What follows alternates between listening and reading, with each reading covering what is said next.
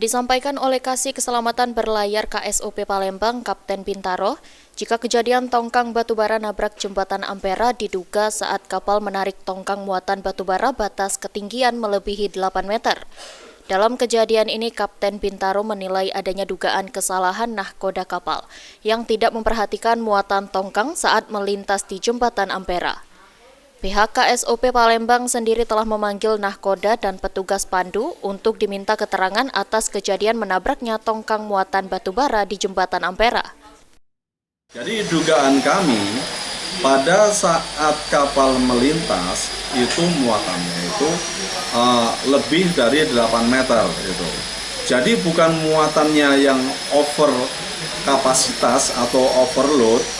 Jadi cuma muatannya itu yang masih dalam posisi menggunung yang belum diratakan. Oke, jadi itu bukan kesalahan daripada nahkoda atau gimana, Pak? Itu kesalahan nahkoda. Oh, nahkoda. Jadi nahkoda, nah ini hari ini nahkoda akan kami panggil.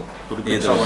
Ya, hari ini. Rencana hari ini sudah konfirmasi nahkoda akan datang ke KSOP, akan kami mintain keterangan. KSOP Palembang sejauh ini telah cukup sering memberikan himbauan dan peringatan kepada pihak operator kapal untuk selalu memperhatikan ketinggian muatan tongkang yang tidak boleh lebih dari 8 meter dihitung dari garis air terutama saat musim penghujan. Firman Hidayat, PAL TV.